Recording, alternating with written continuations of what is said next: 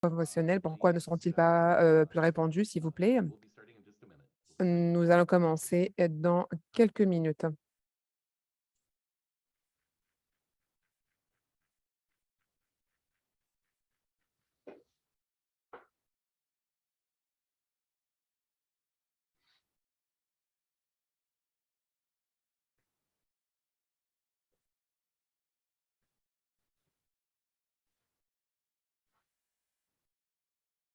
If you've just joined, we'll be starting in just one moment. Give people a chance to sign in.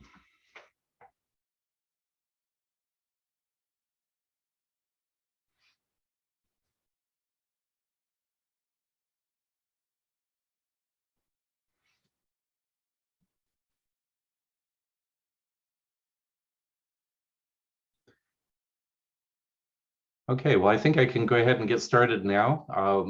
Welcome everybody.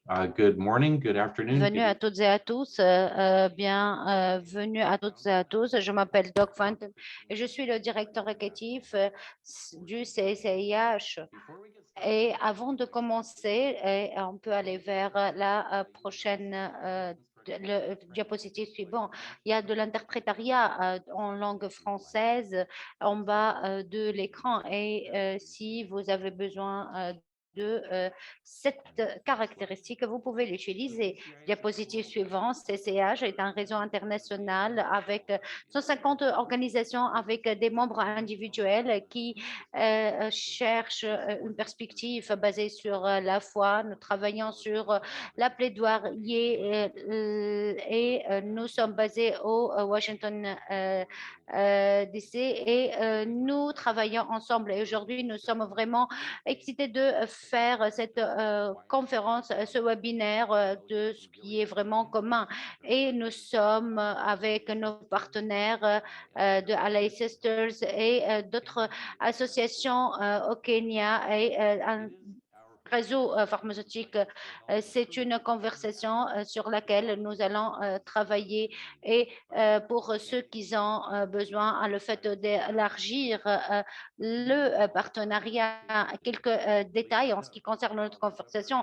Veuillez noter que bien ce webinaire fasse partie de parrainage de la conférence CIH 2022 par Gilead Sciences, qui n'a aucune contribution ou influence sur le contenu et les participants de ce webinaire. Veuillez poser vos questions dans la boîte de discussion. Nous ferons de notre mieux pour y répondre pendant notre temps de questions-réponses.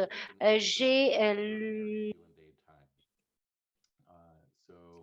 aussi le plaisir de travailler en tant que modérateur pour la discussion d'aujourd'hui. Le modérateur est Richard Nessy, qui est le directeur exécutif du réseau pharmaceutique océanique. L'EPN est une organisation chrétienne de membres dont la mission est de soutenir les églises et les systèmes de santé confessionnels pour fournir et promouvoir des services pharmaceutiques de qualité, justes et compatissants. Et le PN travaille dans plus de 38 pays avec des communautés dans les zones les plus marginalisées et éloignées, et les services de santé du gouvernement national sont limités. Nous sommes très reconnaissants d'avoir Richard comme notre modérateur aujourd'hui. Merci, Duc, pour la présentation, l'opportunité que vous avez donnée. Je suis heureux d'être parmi vous au sein de ce webinaire et c'est un privilège d'être parmi un excellent groupe de speakers. J'aimerais bien présenter les panélistes et je vais commencer par Dr Samuel Mwanda.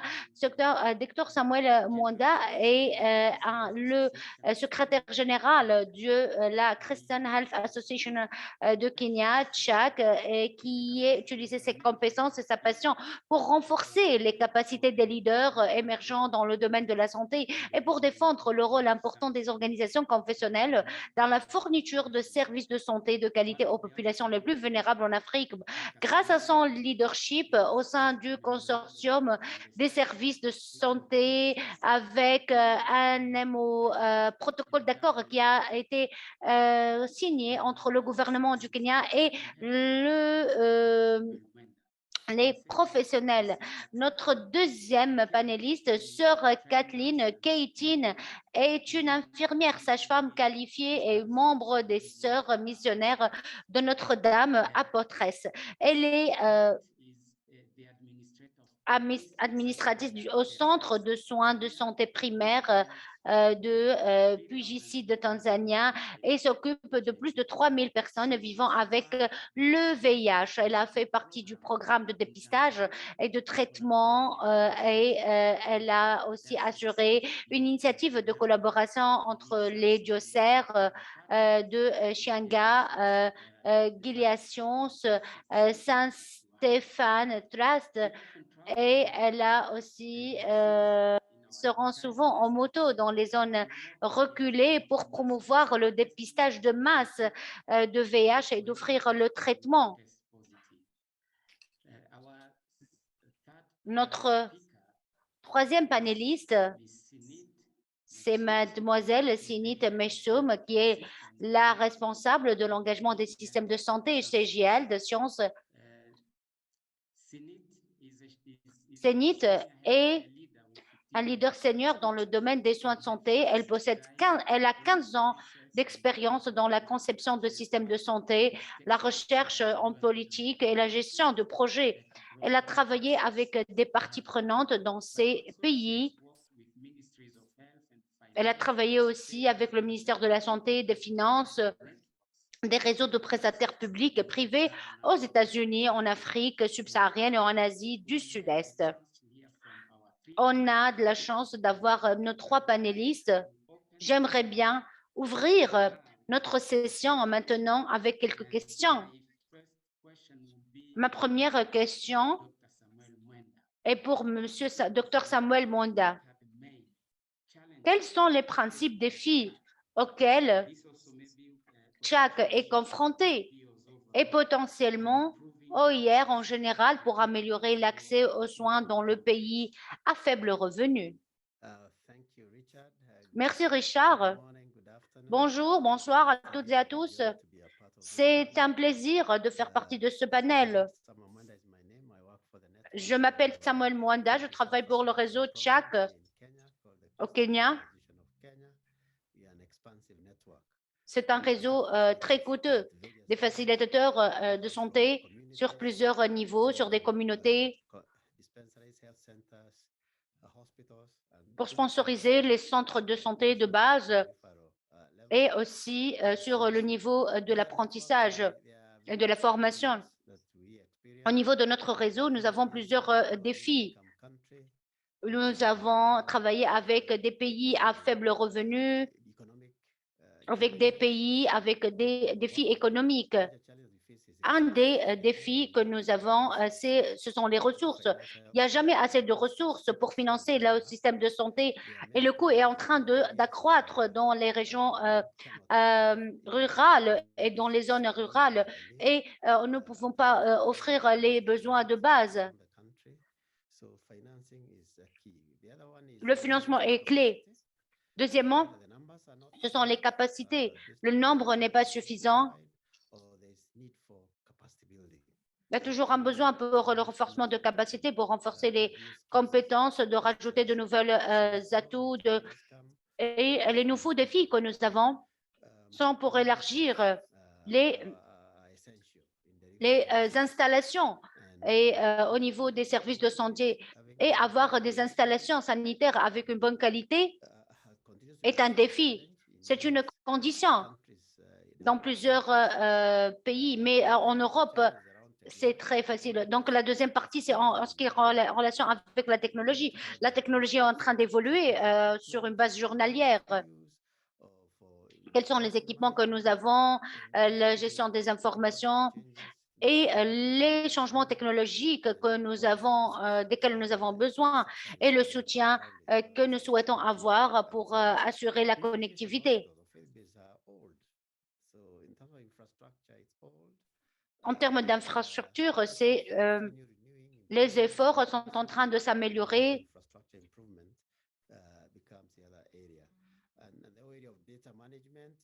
Donc, il y a aussi la partie pour la meilleure gestion en ce qui concerne aussi le processing pour mettre aussi en place cela.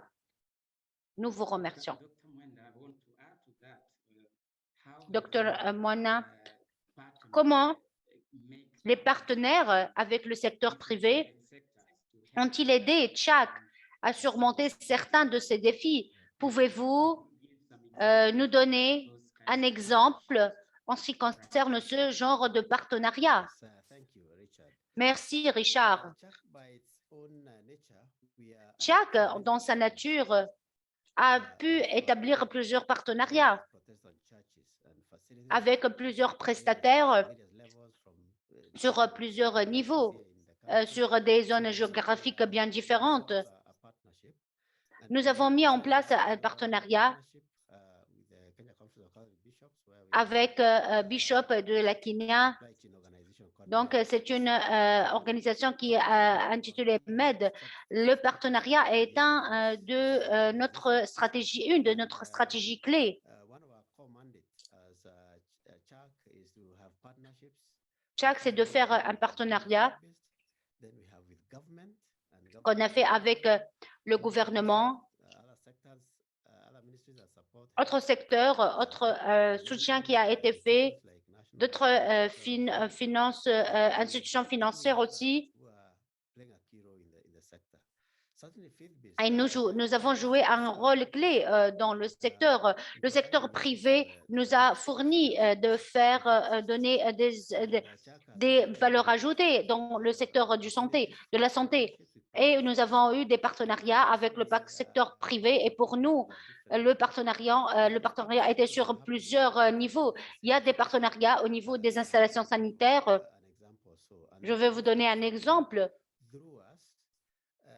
Il y en a ceux qui travaillent à partir de notre réseau pour couvrir le pays et avec un partenariat avec des sociétés internationales, AstraZeneca, Novartis. Donc, on a mis en place des partenariats pour plusieurs années. Nous avons aussi notre accord avec le réseau africain et plusieurs représentants des secteurs privés qui sont là au Kenya et que nous avons travaillé ensemble au cours de la période de Covid. C'est une structure de la Confédération au niveau du secteur privé au Kenya et nous avons travaillé ensemble parce que le secteur privé a été vraiment engagé dans le secteur de la santé. Et nous avons engagé le gouvernement autour de cela. Nous avons aussi un partenariat au cours de quelques années qu'on a élargi. Et nous avons engagé plusieurs conditions avec des conditions bien complexes, avec certaines complications, avec certaines maladies de l'aluminium pour les enfants, l'asthme, le cancer des seins et plusieurs autres maladies en relation avec la migration. Donc, il y en a plusieurs composantes avec le renforcement de la capacité pour les travailleurs dans le secteur de la santé. Et aussi la sensibilisation avec le développement de la matière pour sensibiliser, aussi soutenir le dépistage là où il y a le besoin pour avoir beaucoup plus d'attention. Avec le dépistage, nous accompagnons cela avec de la formation et comment peut-on avoir de l'assistance dans ce sens. Et nous avons aussi créé un lien avec les établissements de santé et pour essayer de créer un arrangement à partir d'un certain niveau pour aller envers certains services qui sont fournis. Il y a aussi le soutien de la technologie, le diagnostic et le traitement. C'est une composante clé pour en avoir accès. Le partenariat était vraiment inclus et engagé d'avoir des médecins dans notre chaîne de valeur au Kenya. avec différents types de molécules pour travailler sur différentes conditions. Nous avons essayé d'en avoir accès à travers plusieurs outils avec la collecte de données, la gestion des données et d'informer le secteur privé comment nous sommes en train d'exercer notre travail. Avec le réseau de l'Afrique, nous sommes en partenariat.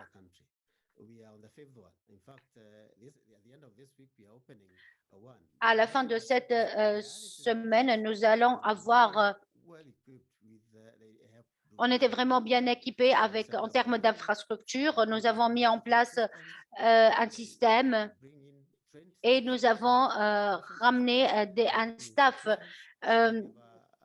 vraiment bien dédié. Nous avons eu un accord afin d'avoir ce service et nous avons eu plusieurs tendances avec les fonds d'assurance de santé de base et cela a fourni 15 de 10 à 15 unités et ce n'est pas uniquement pour la prestation de services, il y a aussi des parties en relation avec la formation, le mentorat et je vous remercie. Et on se pose la question, comment faire un partenariat avec le secteur privé?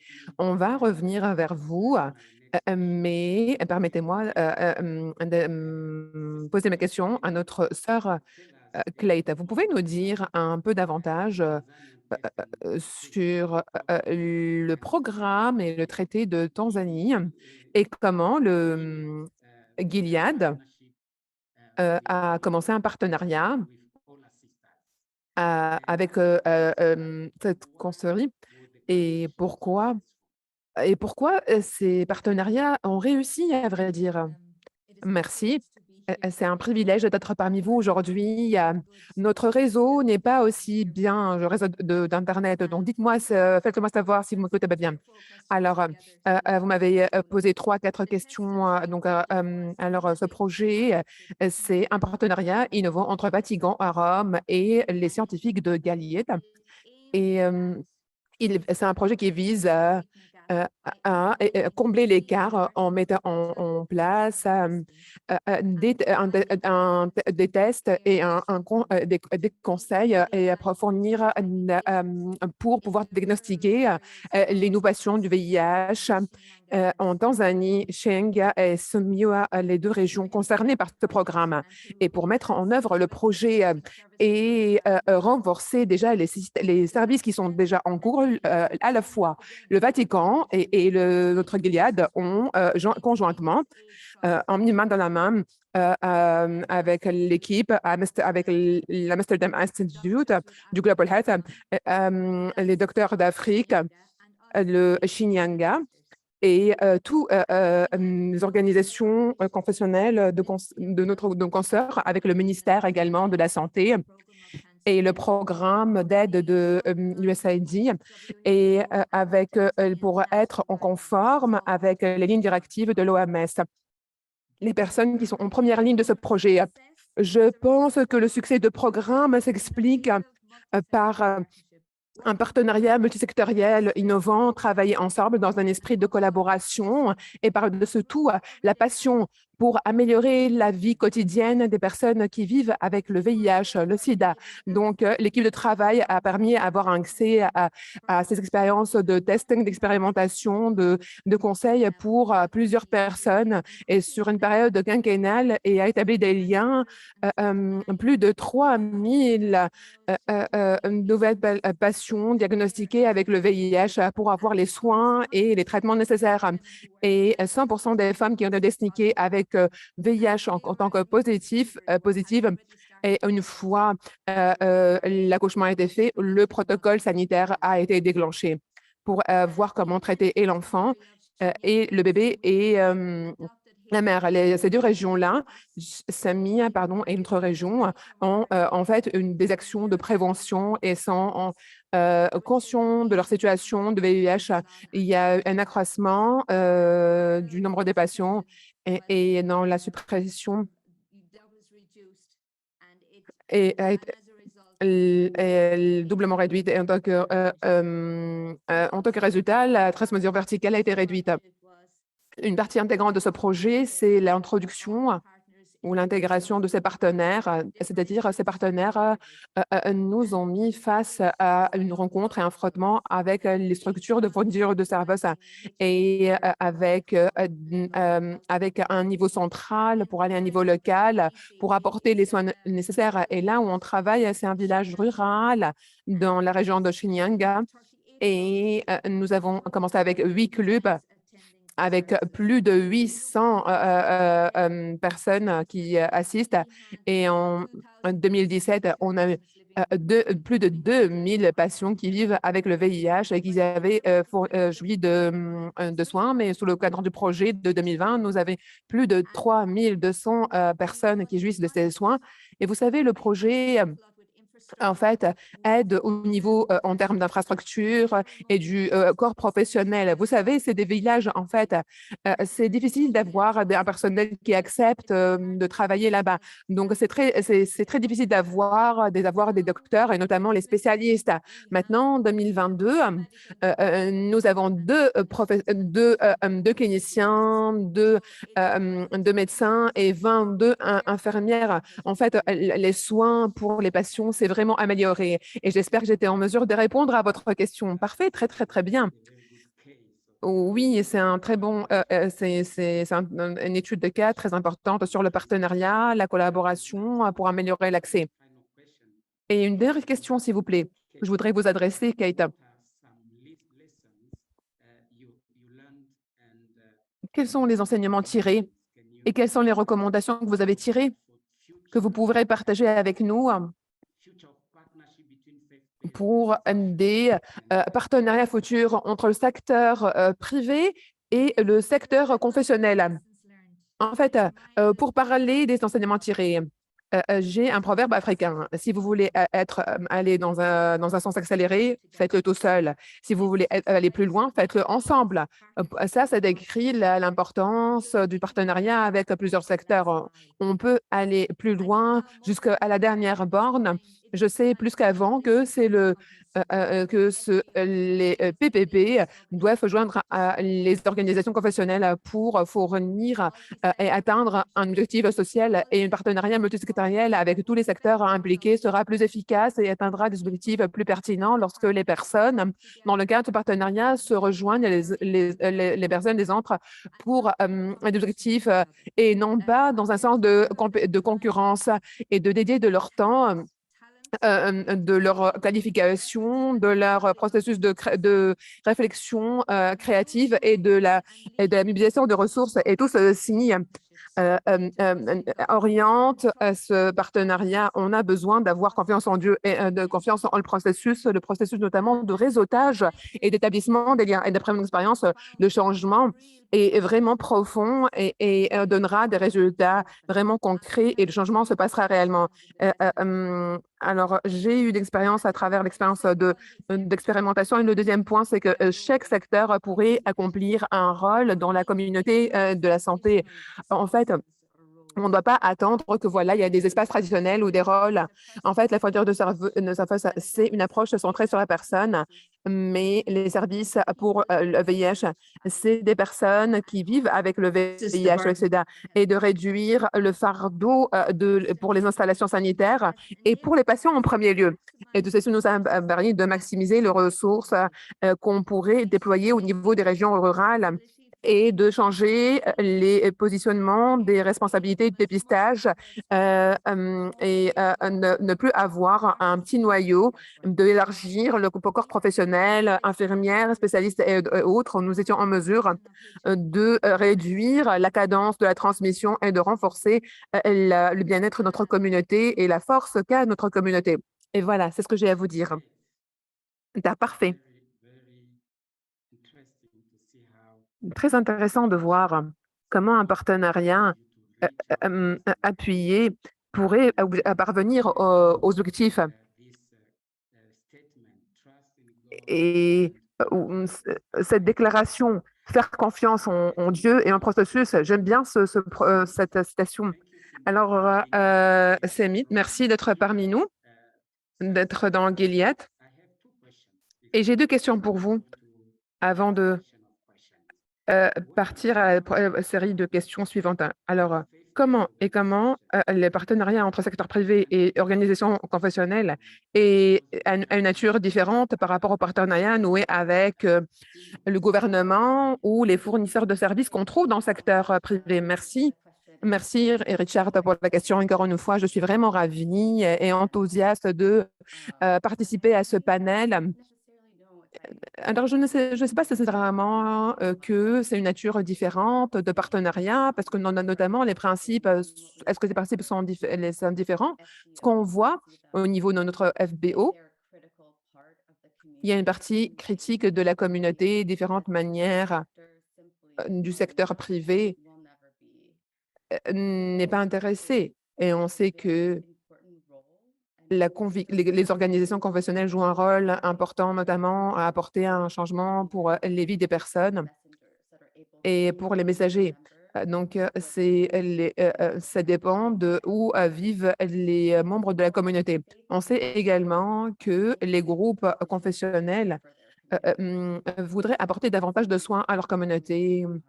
Pour eux, c'est le pont de la communauté, c'est le tissu de la communauté. Ils fournissent pas uniquement un espace pour la confession, la conviction, mais en fait, ils établissent des liens entre les membres de la communauté entre les uns les autres. Et par rapport à leurs liens qui existent avec les opportunités, les soins et des opportunités d'emploi.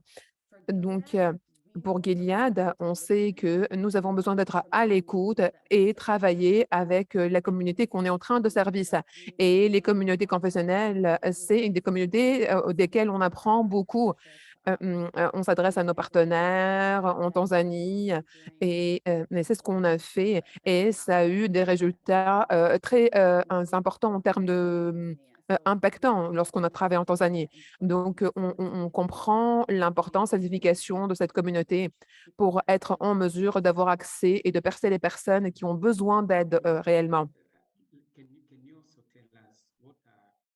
Vous pouvez répondre à cette question. Quelle est cette tendance adoptée par Gilead, que vise Gilead? Et qu'est-ce qui vous aide pour être de bons partenaires avec les organisations confessionnelles? Quels sont les moyens à Gilead? Nous avons lutté contre le VIH depuis 30 ans. Et qu'est-ce que nous avons appris dans ce processus et ce voyage? Ce n'importe pas uniquement sur l'innovation et les sciences, ça porte sur le partenariat.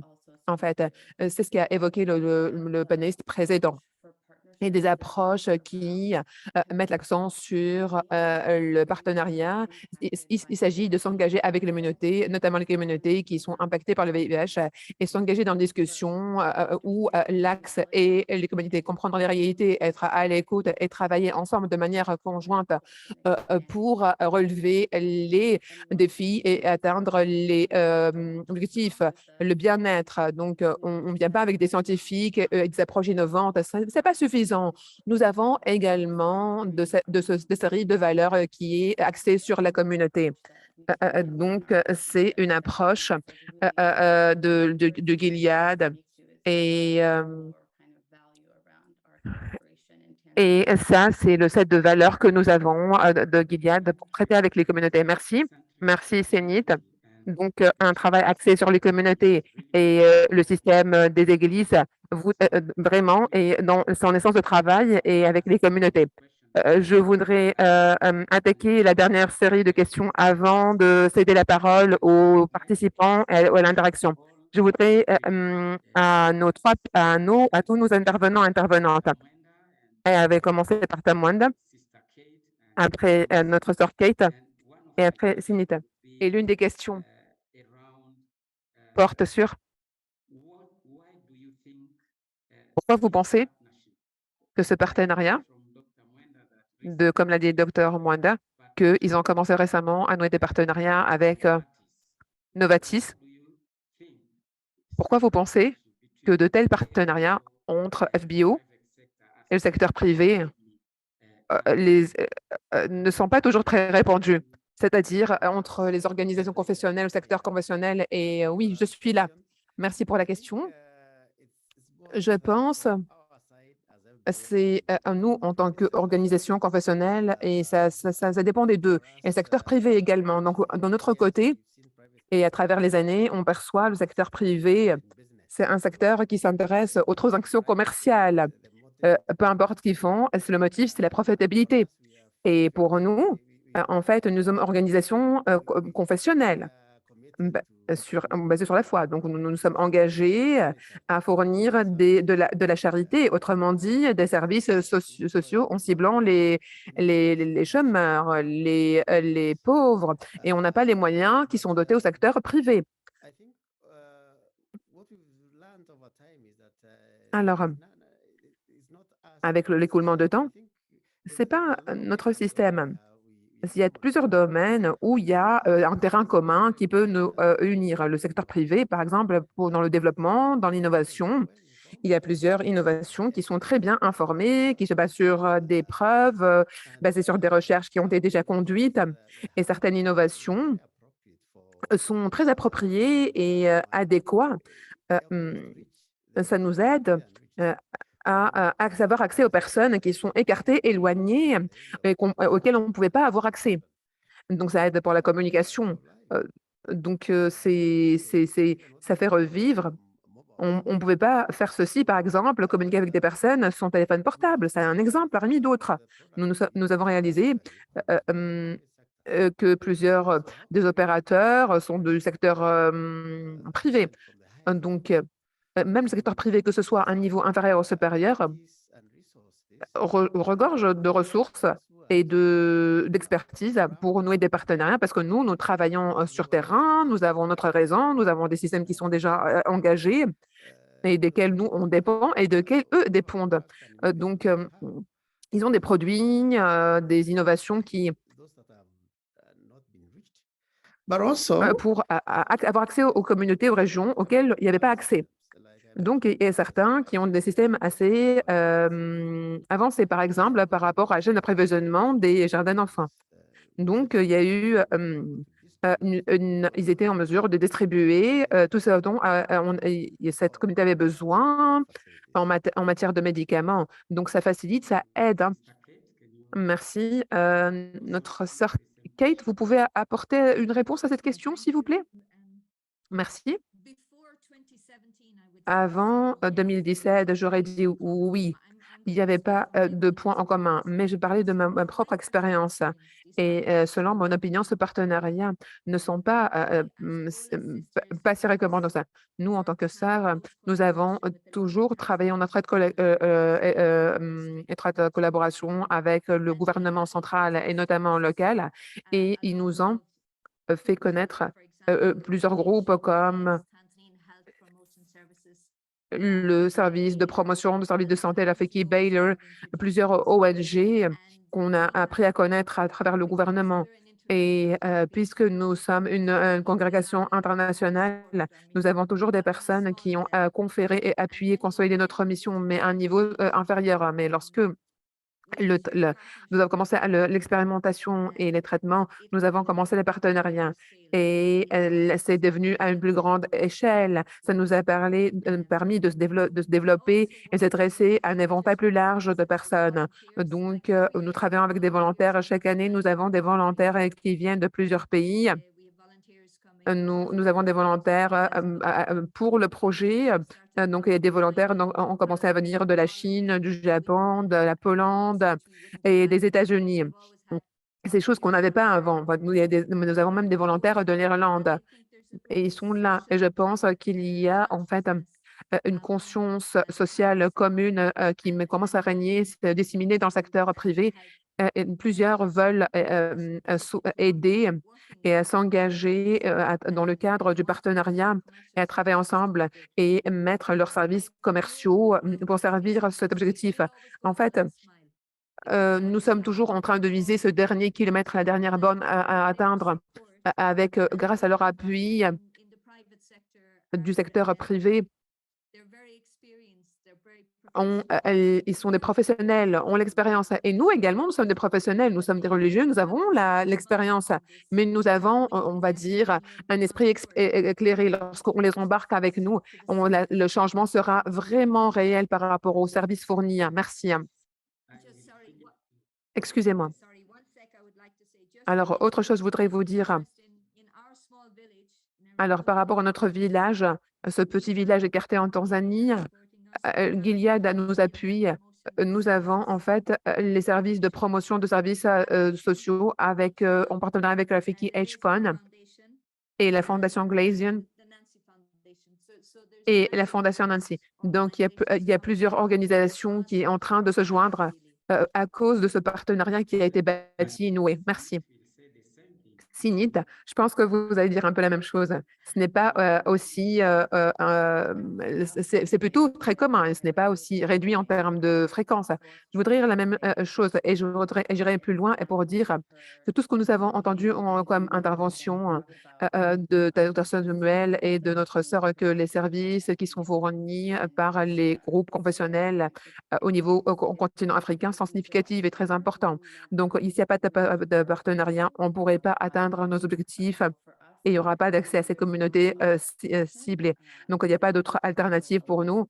En fait, c'est un élément très important pour pouvoir réaliser nos objectifs et notamment pour faciliter l'accès à la communauté des soins, aux soins médicaux prodigués. Comme je l'ai dit tout à l'heure, changer le paradigme mais travailler sur et cibler les communautés qui travaillent notamment en première ligne et notamment et cette communauté de personnes qui vivent avec la même expérience que le VIH, écarter, supprimer ce stigma parce que si on ne travaille pas avec les groupes professionnels, les secteurs professionnels, on ne va jamais, jamais percer cette communauté et on ne va pas vraiment ralentir la frénésie de cette pandémie. En fait, cette pandémie, c'était un enseignement, une leçon apprise pour plusieurs d'entre nous. Maintenant, nous avons des partenariats avec des compagnies pharmaceutiques et voilà, on s'est dit, on ne peut pas aller vraiment très loin s'il n'y a pas des partenariats qui sont établis.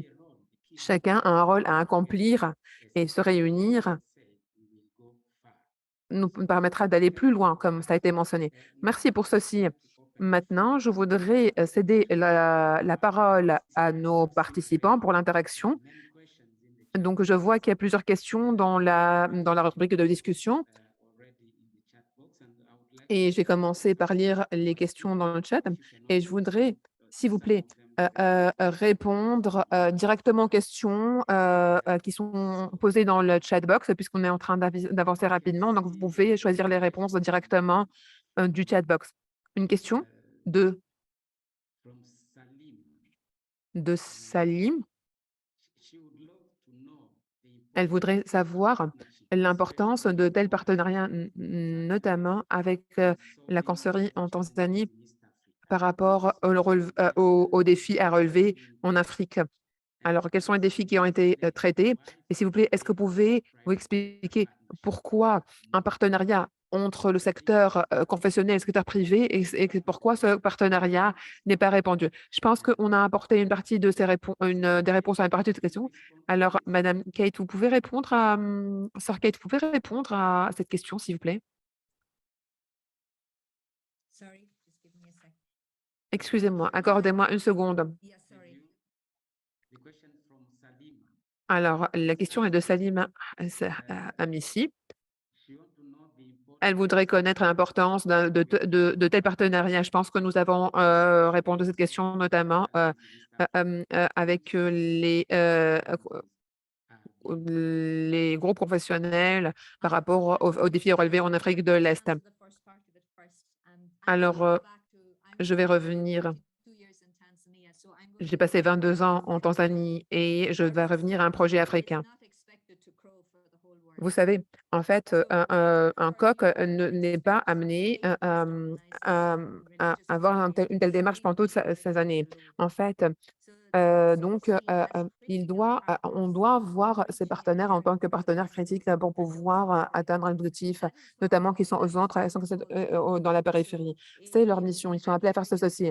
Donc, dans tout domaine d'aide, il y a des communautés vulnérables qui se trouvent sur la périphérie. En fait, nous, on travaille dans le cadre d'un partenariat avec le secteur privé, avec le secteur public, avec le gouvernement. Donc, ça, c'est la première partie. La deuxième partie de la question, s'il vous plaît. Je ne peux pas très bien voir la question de.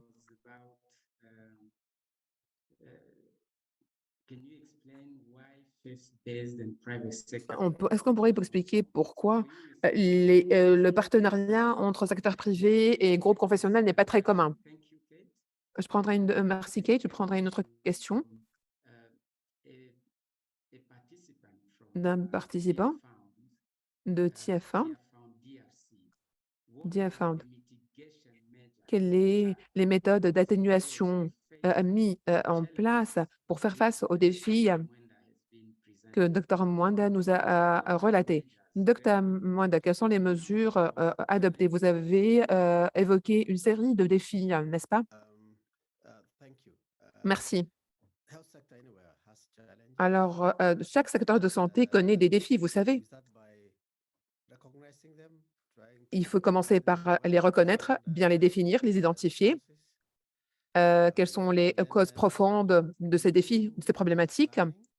Après, on place des plans d'action, d'amplification, et ce, en tant qu'organisation, nous avons des plans stratégiques qu'on fait de manière, il y a des plans d'opération, et à chaque fois, on s'attarde pour voir les défis en les mettant dans leur contexte, quelle est la tendance, quels sont les points forts, les points faibles, notamment les points faibles à traiter.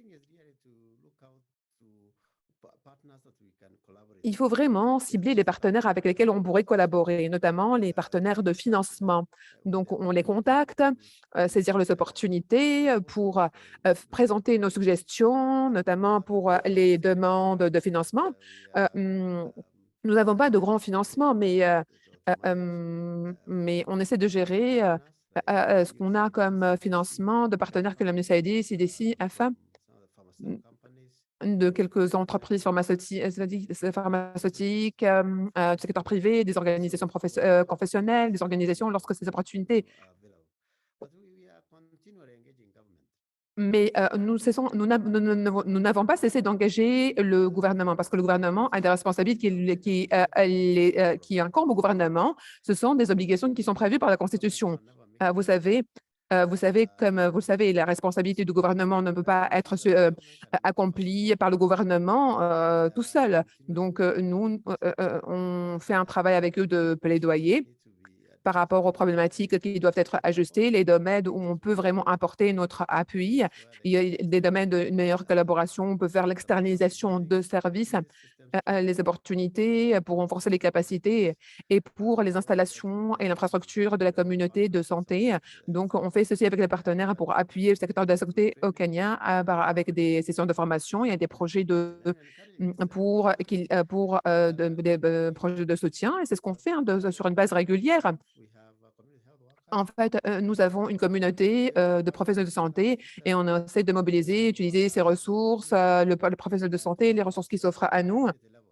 On pousse aussi sur un niveau communautaire dans la mobilisation, la prise de conscience pour être en mesure de fournir les services escomptés. Et en fin de compte, tout à l'heure, on a parlé de cette assurance à offrir. Et il faut qu'il y ait des plans d'assurance et c'est des plans qui sont un peu simples, mais c'est possible pour plusieurs personnes d'adhérer, mais on a besoin de les éduquer, on a besoin de les autonomiser, on a besoin de les encourager, leur montrer comment joindre et faire la cotisation. Donc, nous avons un fonds national d'assurance. En fait, on leur demande une cotisation, par exemple, je pense, de $60 l'année, à peu près, et sans être en mesure d'avoir accès aux soins planifiés. C'est que deux sessions et c'est financé. et la caisse est en train de payer pour faire perdurer ces services. Il y a une manière de collaborer avec les partenaires, d'établir des liens sur la manière notamment d'autonomiser les personnes pour bien exploiter les ressources qui sont allouées au secteur de la santé. Merci, docteur. Il y a une question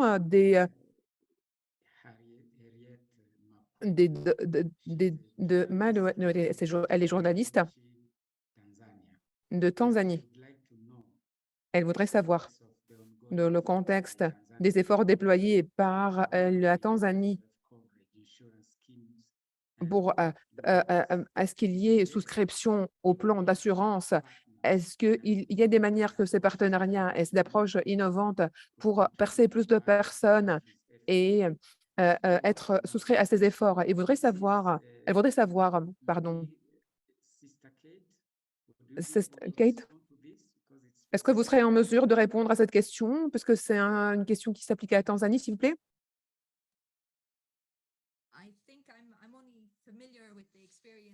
Je pense que je suis familiarisée avec, je me suis familiarisée sur ce problème et je sais que cela concerne Tanzanie et je n'ai pas assez de réponses. Docteur, vous avez une expérience, docteur Samuel, avec le travail avec le gouvernement. Est-ce qu'il y a des efforts avec différentes autorités, pas uniquement en Tanzanie, au Kenya, et s'adresser avec aux services d'assurance? Est-ce qu'il y a des approches ou des partenariats d'avoir accès à beaucoup plus de personnes? Je vais partager l'expérience au Kenya. Je m'étais engagée dans l'assurance de santé et il y a des efforts qui ont été faits et définitivement, je peux le confirmer et ne faut pas travailler sans ce genre de partenariat. Nous avons eu des partenariats sur tous les niveaux et nous avons ramené au cours de nos réunions toutes les personnes y inclus même et nous avons aussi des employés à travers la loi, là où nous avons encouragé les communautés pour pouvoir nous joindre nos schémas, inclure leurs services dans les schémas de l'assurance de santé et avec le gouvernement sur le niveau local et régional. Mais les personnes ont besoin de la formation, ont besoin de la sensibilisation, des informations. Ils doivent être guidés. Comment peuvent-ils nous joindre? Ils doivent être éduqués sur ce qui concerne le bénéfice d'en faire partie au niveau de notre schéma, comment cela fonctionne. Et nous souhaitons aussi renforcer, autonomiser les personnes, rédiger les documents officiels, essayer de garder les personnes actives et ainsi que tout le processus qui est derrière. Il y a des processus qui sont là et nous pouvons mettre en place des partenariats dans la communication, dans le financement, dans la santé de base, celles qui sont au niveau de la plaidoyer. Tout cela pourra nous aider à aider les familles pour faire face à leurs besoins basiques. On a besoin aussi de programmes et nous avons aussi des partenaires qui sont dans des communautés différentes et nous avons choisi cette population-là. Un autre élément qui est en relation avec la technologie, comment peut-on soutenir par l'utilisation de la communication, par les réseaux sociaux, par les médias. Il y en a plusieurs choses qui nous donnent la possibilité de développer cela au Kenya et d'avoir accès à notre schéma à travers les téléphones mobiles, regarder nos données. Il y a aussi la contribution obligatoire. Donc, j'ai vu des villageois qui utilisaient leur téléphone mobile pour en avoir accès. Au niveau de système pour gérer le schéma, il y a tout le secteur privé qui pourra nous donner sa contribution. Il y a des services de renforcement de capacité et cela est en relation avec les compétences, c'est de donner à nos leaders des compétences qui vont donc, c'est donner à toute la communauté la possibilité de devenir des partenaires avec lesquels nous pouvons travailler. Il y a une question avant de passer à la question. Mr. Singh nous demande que cette réunion pour la Tanzanie, ce n'est pas pour Tanzanie, c'est pour nos membres CCIH, c'est pour les membres CCIH et les partenaires dans le monde entier. Nous ne sommes pas là pour représenter la Tanzanie et nous prenons le modèle et l'exemple de la Tanzanie et pour voir comment peut-on avancer à ce niveau avec un travail assez bien établi. Et avec avec la sœur Kate, donc il y avait des défis pour détecter le VIH. Comment vous avez travaillé cela en termes de partenariat? Est-ce que pouvons avoir une idée sur les partenariats sur lesquels vous avez travaillé pour le dépistage du VIH? Sœur Kate, est-ce que vous pouvez nous répondre?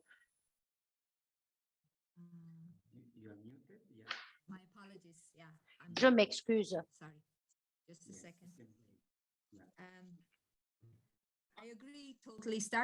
Je suis d'accord.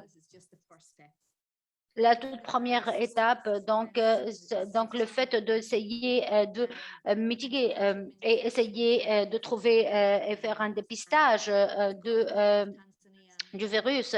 Le gouvernement de la Tanzanie a été toujours un soutien pour nous. Donc, il y avait des personnes au niveau de notre village. Donc, on avait 1256 personnes sous nos soins et on a renforcé leur soutien et nous avons fourni une autre organisation non gouvernementale pour essayer de nous aider. Et on avait une équipe, toute une équipe qui a travaillé sur une base journalière pour ne pas perdre des patients et à pouvoir assurer la traçabilité.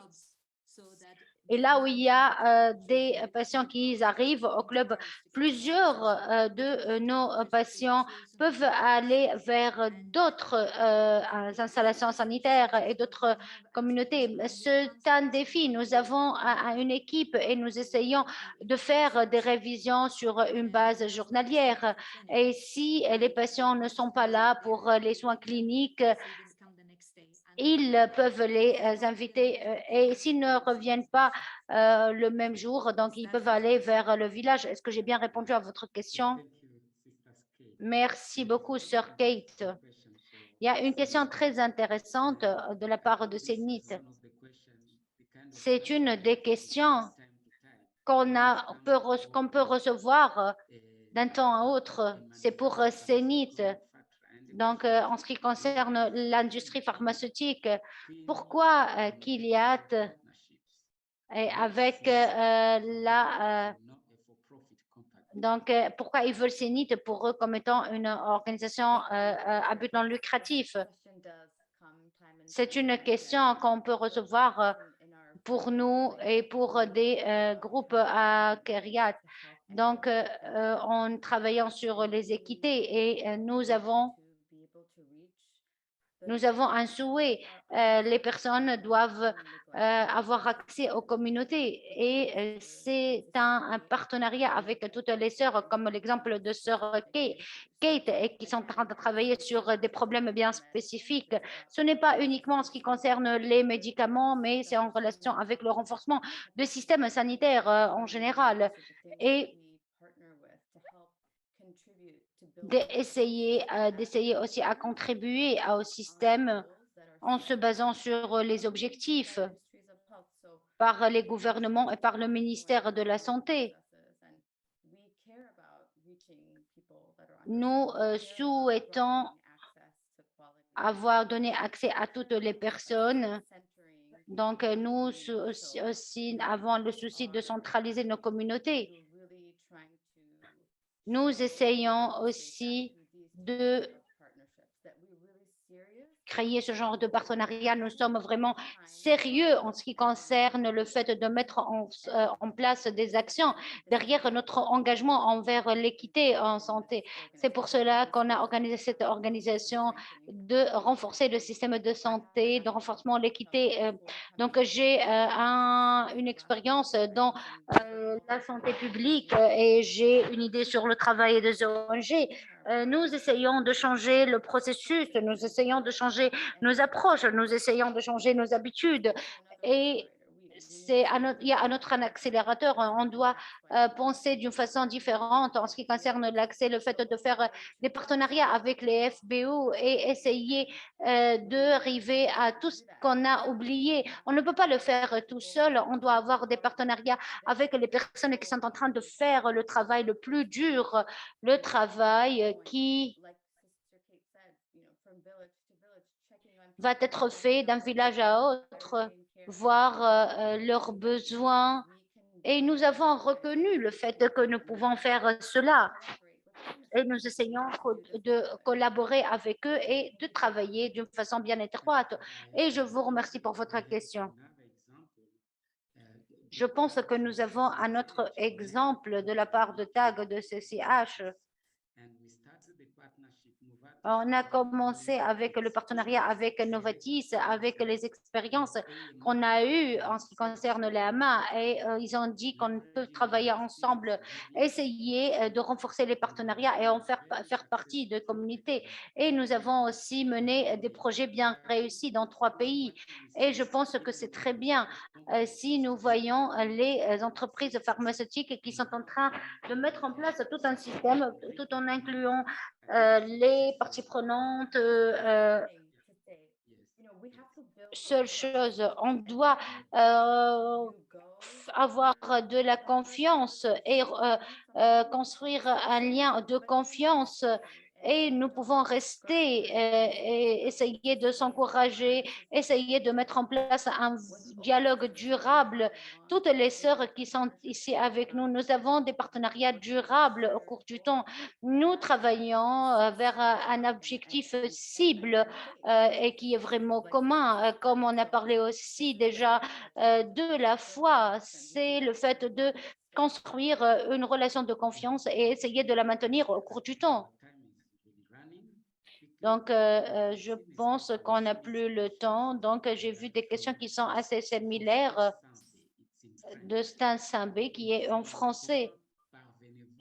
How can you conduct in English, how do you manage to carry out? Comment vous pouvez faire une plaidoirie conjointe et donc il y a des objectifs lucratifs et un but non lucratif. Comment peut-on essayer de faire de la plaidoirie lorsque nous sommes sur un niveau lucratif et non lucratif, ce que nous travaillons sur la plaidoirie. C'est une base pour mettre en place des sciences. Cela peut fonctionner sur différents modèles sur lesquels nous sommes en train de travailler, de tester. Et ce sont des objectifs durables. Comme j'ai déjà parlé de cela, nous avons parlé des politiques, différents choix, différents guides, différentes décisions. C'est là où nous se focalisons. C'est la plaidoirie, c'est basé sur les preuves et essayer de travailler sur les soins décentralisés et essayer de choisir les personnes les plus vulnérables au niveau de l'industrie. Je m'excuse, nous n'avons plus de temps, mais la toute dernière question avant de clôturer cela. Ma question qui a été posée par Faustin Sassabi, plus souvent, le système d'information est fragmenté entre le secteur privé et les organisations basées sur la foi. Comment peut-on faire ce genre d'intervention en relation avec les données? dans le système d'information, le secteur privé. Nous avons généré des données pour la prestation de services et plusieurs de nos pays peuvent donner cela. Le ministère de la Santé, les outils, les systèmes d'information, ces données-là sont disponibles. Le secteur privé est supposé aussi travailler pour améliorer cela. L'autre façon, c'est sur le niveau de partenariat. Comment peut-on les choisir? Comment partager les leçons et de ramener nos propres informations, nos propres données sur la même table afin de les engager? C'est un exemple bien concret.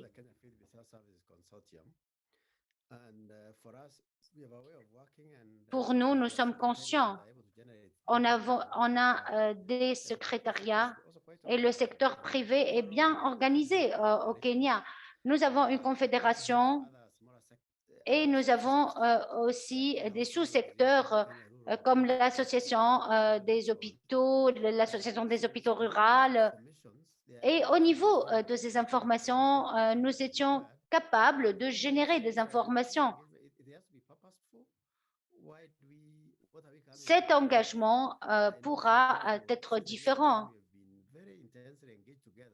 On a eu des réunions pour plaider, négocier et discuter avec les assurances, les bailleurs de fonds et de mettre en place des packages bien définis.